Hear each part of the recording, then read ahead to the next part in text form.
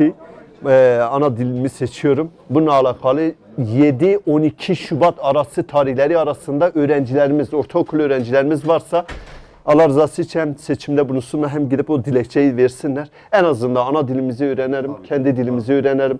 Sevazımani ne? Böyle bir çalışmamız var. En azından Sebak Bermoncu seçmeli derslerde. Hocam onları teşvik edersek iyi olur. En azından kendi dillerini unutmamış olurlar. Evet. Din dersi seçimi bir de Kürtçe ana dilimi seçiyorum diye öğrencilerimize söyleyelim. Evet. 7-12 tarihleri arasında o seçimi İnşallah. Yapsınlar. Dilleriyle alakalı bir şey dolduruyorlar ya öğrenciler. Evet. Bununla alakalı bir farkındalık söyleyelim. Öğrencilerimizi uyaralım. Merhaba. Evet, evet. Kırmızı asır. Çekilsin inşallah. Keyif, kırmızı asır. Hem nasıl? Kırmızı asır sağ ol benim abim. Sen nasılsın?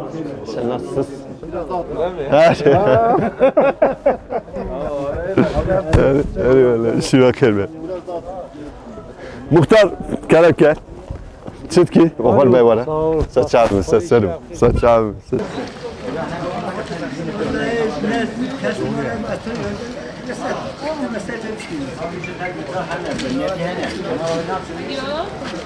Gel. Gel veles. Ne veles? Abi hatırlattı. 7-12 Şubat tarihleri arasında tüm ortaokul öğrencilerimizin ana dilde eğitimlerini almaları için bir farkındalık oluşturduk. Bununla alakalı Hüdapar olarak Ağrı'da sokaklarında, caddelerinde, esnaflarına böyle bir farkındalık, böyle bir broşür dağıttık. Bu broşürün dağıtırken halkımızın güzel bir teveccühüyle karşılaştık. Çünkü gerçekten ana dil, Cenab-ı Allah'ın da buyurmuş olduğu gibi diller Allah'ın birer ayetidir. Bu inkar edilemez. Bu anlamda kendi neslimiz, çocuklarımız ana dilde eğitimini öğrenmeleri için teşvikte bulunduk.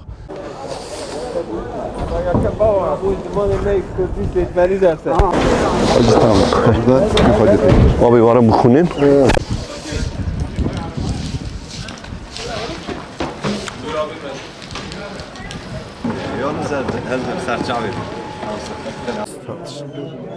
Abi kaçıyor be. Hanım merhaba. Ses ki sağ olun.